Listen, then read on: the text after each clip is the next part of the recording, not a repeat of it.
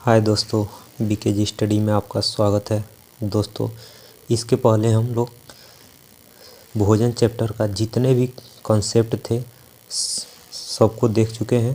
अब इस वीडियो में हम लोग प्रैक्टिस करेंगे, तो उससे जितने भी रिलेटेड क्वेश्चन है जो एग्ज़ाम के दृष्टि से महत्वपूर्ण है उसको देखेंगे। तो आइए स्टार्ट करते हैं। पौधों तथा जंतुओं में कार्बोहाइड्रेट किस रूप में संग्रहित होते हैं? सेलुलोज एवं ग्लूकोज के, स्टार्च एवं सेलुलोज के, स्टार्च एवं ग्लाइकोजन के और सेलुलोज एवं ग्लाइकोजन के।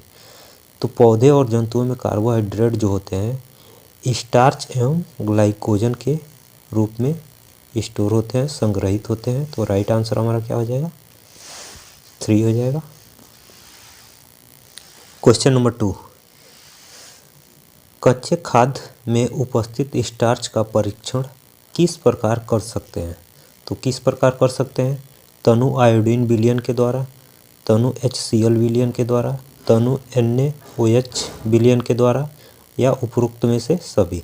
तो उपरोक्त में से सभी। तो हमारा राइट आंसर क्या हो जाएगा? राइट आंसर हो जाएगा, सबसे पहले हम लोग इसके कॉन्सेप्ट को एक बार देख लेते हैं, उसके बाद से हम बता दे रहे हैं आपका राइट आंसर क्या हो जाएगा। राइट आंसर तनु आयोडीन विलयन होगा। आइए इसका कॉन्सेप्ट देखते हैं।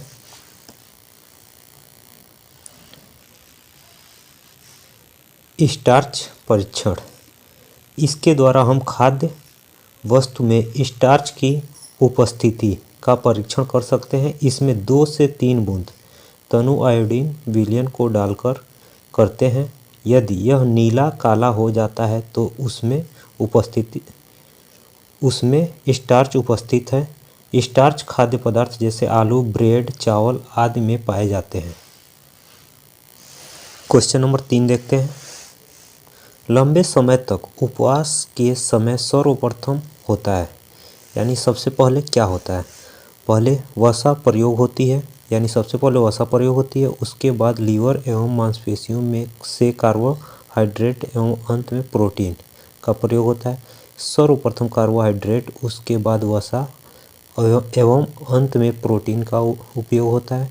तीसरा ऑप्शन है सर्वप्रथम लिपिड, उसके बाद प्रोटीन एवं अंत में कार्बोहाइड्रेट उपयोग होता है। उपरोक्त में से कोई नहीं। तो राइट आंसर हमारा क्या हो जाएगा? तो इसका राइट आंसर जो हो जाएगा आपका क्वेश्चन नंबर 3 का सर्वप्रथम कार्बोहाइड्रेट का उपयोग होता है, उसके बाद वसा का एवं अंत में प्रोटीन का उपयोग होता है। तो आंसर हमारा क्या हो जाएगा? सेकेंड ऑप्शन सही है। आइए क्वेश्चन नंबर 4 की तरफ चलते हैं।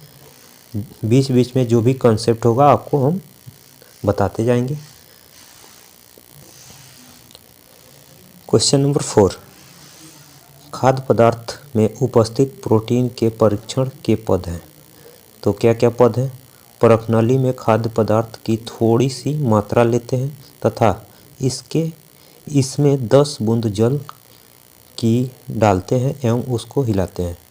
दूसरा है बी, इसका परीक्षण के लिए खाद्य पदार्थ का एक चूर्ण पेस्ट बनाते हैं। सी है परखनली में 10 बूंद कास्टिक सोडा विलयन मिलाते हैं एवं अच्छी तरह से इसे हिलाते हैं। डी है इसमें 2 बूंद कॉपर सल्फेट विलयन मिलाते हैं। तो इसका क्रम पूछा है, यानी परीक्षण का जो क्रम है वह पूछा है। सबसे पहले क्या होता है? तो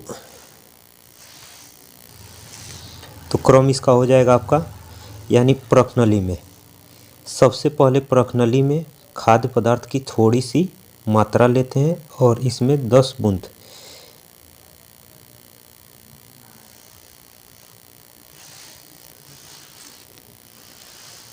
तो क्या पूछा है? निम्न में से पदों का क्रम है। तो इसका क्रम पूछ रहा है। तो सबसे पहले हम किसी भी खाद्य पदार्थ का परीक्षण करने के लिए, यहाँ देखिए, परीक्षण के लिए खाद्य पदार्थ का चूर्ण या पेस्ट बनाएंगे। उसके बाद परखनली में खाद्य पदार्थ की थोड़ी सी मात्रा लेते हैं तथा इसमें 10 बूंद जल की डालते हैं एवं उसको हिलाते हैं। उसके बाद से क्या प्रक्रिया होता है? इसमें 2 बूंद कॉपर सल्फेट विलयन मिलाते हैं। उसके बाद यानी पहले नंबर पे हो जाएगा आपका, पहले नंबर पे बी और दूसरे नंबर पे ए। उसके बाद तीसरे नंबर पे क्या हो रहा है, डी। परखनली में लास्ट वाला नंबर जो है, परखनली में 10 बूंद कास्टिक सोडा विलयन मिलाते हैं और अच्छी तरह से हिलाते हैं। तो चौथे नंबर पे क्या हो गया आपका, सी हो गया। तो देखिए ऑप्शन में पहले नंबर पे क्या आ रहा था, बी आ रहा था। तो बी यहाँ है और यहाँ है, दो जगह है। उसके बाद दूसरे नंबर पे क्या आ रहा था, दूसरे नंबर पे ए आ रहा था। ए यहाँ भी है और यहाँ भी है, ये दोनों ऑप्शन तो ख़त्म हो गए हैं। उसके बाद से तीसरे नंबर पे क्या आ रहा था, डी आ रहा था। तो यहाँ सी है, यहाँ डी है, तो डी यहाँ है, सी है, ये ऑप्शन हमारा सही हो जाएगा। आइए इसको विस्तार से देख लेते हैं। प्रोटीन परीक्षण, तो इसके द्वारा हम खाद्य पदार्थ में उपस्थित प्रोटीन की उपस्थिति को ज्ञात कर सकते हैं। यदि खाद्य पदार्थ ठोस है तो इसका पेस्ट या चूर्ण बनाते हैं। अब इस चूर्ण को थोड़ी सी मात्रा परखनली में लेकर इसमें 10 बूंद जल डालते हैं। इसके बाद इसमें कॉपर सल्फेट की 2 बूंदें डालते हैं तथा 10 बूंदें कास्टिक सोडा विलयन डालते हैं। यदि परखनली का पदार्थ बैंगनी रंग का होता है तो खाद्य पदार्थ में प्रोटीन की उपस्थिति दर्शाता है। तो प्रोटीन जो होता है वह बैंगनी रंग को रिप्रेजेंट करता है। तो ये इसका विस्तार हो गया। क्वेश्चन नंबर 5, निम्न कथनों पर विचार कीजिए। वसाएं कार्बनिक विलायकों में घुलनशील होती हैं। वसाएं केवल जंतुओं से प्राप्त होती हैं। आहार में उच्च मात्रा में संतृप्त वसा की उपस्थिति से हृदयघात हो सकता है। उपरोक्त में से कौन सा कथन सही है? तो कौन सा कथन सही है? तो आप लोग वसा के बारे में पढ़े हैं इसके पहले पिछली वीडियो में, जहाँ पे हम पूरी टॉपिक को कवर किए हैं। तो वहाँ पे तो वसाएं कार्बनिक विलायकों में घुलनशील होती हैं, तो ये तो सही है। वसाएं केवल जंतुओं से प्राप्त होती है, नहीं, वसा जो है फूड्स से भी प्राप्त होता है और जंतुओं से भी प्राप्त होता है, तो ये गलत है। सी, आहार में उच्च मात्रा में संतृप्त वसा उपस्थिति से हृदयघात हो सकता है, तो ये ऑप्शन और ये ऑप्शन हमारा सही है। तो ए और सी कहाँ है, 4 में है, तो राइट आंसर हो गया ए और 4 सी। क्वेश्चन नंबर 6 देखते हैं। सारणी 1 एवं सारणी 2 को सुमेलित कीजिए एवं सारणी के नीचे दिए गए कूट की सहायता से सही विकल्प का चुनाव कीजिए। सारणी 1, सारणी 2 यानी विटामिन और विटामिन का रासायनिक नाम। तो विटामिन A1, विटामिन B2 दिया है, विटामिन ए दिया है, विटामिन सी दिया है। तो विटामिन A1 जो है क्या होता है आपका, थायमीन होता है। विटामिन A1 क्या होता है, थायमीन। तो ए का 3 से देखिए कहाँ कहाँ दिया है, ए का 3 से, ये दोनों तो ख़त्म हो गया, इन दोनों में है। ए का 3 हो गया। फिर विटामिन B2 तो राइबोफ्लेविन होता है, तो बी का 2 से देखिए, तो इसमें दे रहा है, तो हमारा राइट आंसर क्या हो जाएगा, यह हो जाएगा। और फिर सी का 4 से है, तो विटामिन ए जो है रेटिनॉल होता है और विटामिन सी जो होता है एस्कॉर्बिक अम्ल होता है। तो राइट आंसर हमारा क्या हो गया, बी हो गया। आइए सेकेंड और नेक्स्ट क्वेश्चन पे चलते हैं, क्वेश्चन नंबर 7 पे। 7, निम्न में से भोजन में किसकी कमी से रात्रि अंधता बीमारी होती है? प्रोटीन की कमी से, वसा कमी से, विटामिन ए की कमी से, विटामिन सी की कमी से। तो हमारा राइट आंसर क्या हो जाएगा, विटामिन ए, यानी विटामिन ए की कमी से रात्रि अंधता होती है। और क्वेश्चन नंबर 8 की तरफ चलते हैं। निम्न कथन पर विचार कीजिए। विटामिन जटिल कार्बनिक अणु है। विटामिन की थोड़ी सी मात्रा हमारे जीवन के लिए आवश्यक है। जल में घुलनशील विटामिन हमारे शरीर में संचित हो सकते हैं। तो हमारा राइट आंसर, निम्न में से कौन सा कथन सही है? तो विटामिन जटिल कार्बनिक अणु है, राइट है। विटामिन की थोड़ी सी मात्रा हमारे जीवन के लिए ज़रूरी होता है, ये भी आप लोग नोट्स में देखें, जाइए नोट्स देखिए वहाँ से क्लियर हो जाएगा। तो ये हमारा राइट आंसर क्या हो जाएगा, ए और बी, यानी जल में घुलनशील विटामिन हमारे शरीर के लिए संचित हो सकते हैं, ये गलत है। तो ए और बी हमारा राइट आंसर है। आइए क्वेश्चन नंबर 9 पे चलते हैं। निम्न में से कौन सा सही सुमेलित नहीं है, यानी कौन सा सही सुमेलित नहीं है। तो विटामिन B12 पर्नियस एनीमिया होता है, विटामिन B6 बेरी बेरी रोग होता है, उसके बाद विटामिन C स्कर्वी रोग होता है, विटामिन B3 पेलाग्रा रोग होता है। तो हमारा कौन सा कूटनीति जो है सही नहीं है। तो आइए देखते हैं राइट आंसर हमारा क्या होने वाला है क्वेश्चन नंबर 9 का, बी, यानी विटामिन B6 से बेरी बेरी रोग नहीं होता है। तो यही हमारा क्या है, गलत है, सुमेलित सही नहीं है। तो बी जो है हमारा राइट आंसर हो जाए। क्वेश्चन नंबर 10 पे चलते हैं। निम्न सारणी का अध्ययन कीजिए। समूह, विटामिन और न्यूनता के लक्षण। नियासिन रक्त का थक्का बनने में देरी होता है, फाइलोक्विनान रिएक्ट्स नामक रोग होता है, पेंटोथेनिक अम्ल पेलाग्रा रोग होता है, और राइबोक्लोविन किलोसिस रोग होता है। तो समूह जिसमें विटामिन की न्यूनता लक्षण सही सुमेलित है। अभी इसके पहले हम बताए हैं क्वेश्चन नंबर 9 में B3 से जो है पेलाग्रा रोग होता है, तो ये गलत है। तो हमारा राइट आंसर क्या हो जाए, यानी 4 वाला ऑप्शन सही दिख रहा है। तो आइए इसका ऑप्शन देखते हैं। राइट आंसर हमारा क्या हो जाएगा, 4 हो जाएगा। क्वेश्चन नंबर 11 देखते हैं। निम्न में से खनिज लवण की कमी से होने वाले रोगों का सही समूह है। तो सही समूह पूछा है, रिकेट्स, क्वासियोकर, गाइटर एंड गाइटर मैरोअस्मस, क्वासियोरकार यानी क्वासियोरकार एंड एनीमिया गाइटर। 4 है गाइटर एनीमिया ऑस्टियोपोरोसिस। तो सही सुमेलित पूछा है। तो सही सुमेलित हमारा क्या हो जाएगा, समूह हमारा, यानी गाइटर एनीमिया और ऑस्टियोपोरोसिस, ये हमारा सही सुमेलित है। राइट आंसर क्या हो जाएगा, 4 हो जाएगा।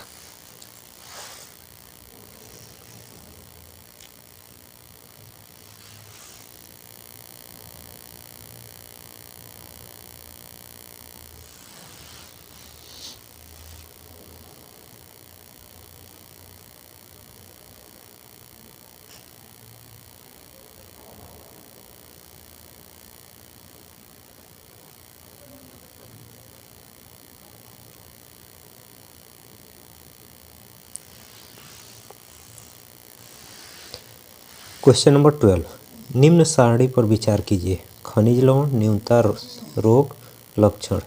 कैल्शियम ए, और कैल्शियम जो है ए, कमजोर हड्डियों, दक्ष दंत क्षय।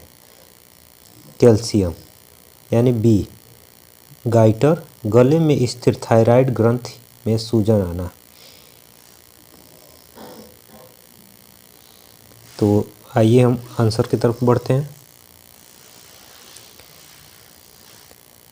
निम्न में से कौन सा विकल्प ए और बी के लिए उपयुक्त है।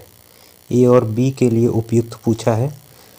तो टिटेनी कैल्शियम, ऑस्टियोपोरोसिस और iodine. Osteoporosis iron, kwashiorkor iron. तो राइट आंसर हमारा क्या हो जाएगा, ऑस्टियोपोरोसिस और आयोडीन। सेकेंड ऑप्शन जो है राइट है।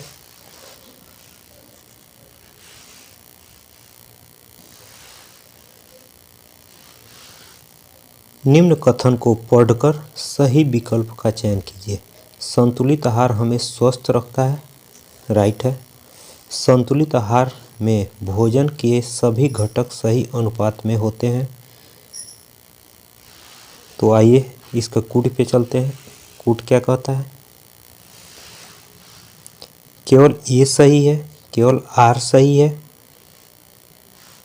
और ए और आर दोनों सही है। तो क्या पूछा बोला था, संतुलित आहार हमें स्वस्थ रखता है, सही है। संतुलित आहार में सभी घटक सही अनुपात में होते हैं, तो दोनों सही है, लेकिन RA की सही व्याख्या करता है, RA की सही व्याख्या करता है, तो ये हमारा राइट आंसर हो जाएगा। निम्न में से कौन सा कथन स्वस्थ आहार के लिए सही है? खाने के बीच में हमेशा उच्च ऊर्जा वाले स्नैक को खाना स्वास्थ्यवर्धक है, चूँकि यह प्रचुर मात्रा में विटामिन और ऊर्जा देते हैं। फल एवं सब्जियां अच्छे चुनाव हैं क्योंकि इसमें उच्च ऊर्जा होती है। एक संतुलित आहार में प्रचुर मात्रा में प्रोटीन, वसा, थोड़ी मात्रा में कार्बोहाइड्रेट, फाइबर होना चाहिए। तो हम लोग कार्बोहाइड्रेट हमको सबसे ज़्यादा यानी 60 से 70-80% मिलता है हमारे शरीर के लिए, जिससे ऊर्जा प्राप्त होता है। आहार में वसा, प्रोटीन, कार्बोहाइड्रेट, फाइबर एवं जल की प्रचुर मात्रा में स्वास्थ्य के लिए सर्वोत्कृष्ट होती है। तो राइट आंसर क्या हो जाएगा हमारा 4 हो जाएगा, यानी वसा, प्रोटीन, कार्बोहाइड्रेट, फाइबर और जल की प्रचुर मात्रा स्वास्थ्य आहार के लिए सर्वोत्कृष्ट माना जाता है। मीना के पास 20 किग्रा हरी पत्ती वाली सब्जियां हैं, वह उसे भविष्य में प्रयोग करने के लिए एकत्रित करना चाहती है। निम्न में से कौन सी विधि उसके द्वारा प्रयोग में की जाएगी जिससे सब्जियों को लंबे समय तक सुरक्षित रख सके? शुष्क परीक्षण, शीत परीक्षण, चीनी परीक्षण, नमक परीक्षण। तो कौन सा वह परीक्षण करेगी जिससे वो क्या कर सकती है, सब्जियों को काफ़ी लॉन्ग टाइम तक रख सकती है? तो हमारा राइट आंसर यानी वह शुष्क परीक्षण जब करेगी तो वह उसको लॉन्ग टाइम तक रख सकती है, 1 हो जाएगा। क्वेश्चन नंबर 16, स्कूल के बाद रीना रोज सड़क के पास वाली दुकान से गोलगप्पे खाती है। 1 सप्ताह बाद उसको तेज बुखार हो जाता है। उपरोक्त घटना का सही कारण हो सकता है अनहाइजीन फूड, मक्खियाँ या धूल युक्त खुला खाना, बिना धुले हुए खाद्य पदार्थ, कमज़ोर प्रतिरक्षा तंत्र। तो हमारा राइट आंसर क्या होने वाला है, ABC यानी अनहाइजीन फूड, और मधुमक्खियाँ धूल युक्त खाना खा रही है और बिना धुले हुए खाद्य पदार्थ है, तो उसको धुल के नहीं खाया जा सकता। तो ये हमारा 3rd ऑप्शन सही है। आज के लिए इतना ही। अब हम लोग प्रीवियस ईयर के क्वेश्चन देखेंगे जो पूछे गए हैं, तो एक छोटे से वीडियो में नेक्स्ट वीडियो में आएगा यह। तब तक के लिए जय हिंद, जय भारत।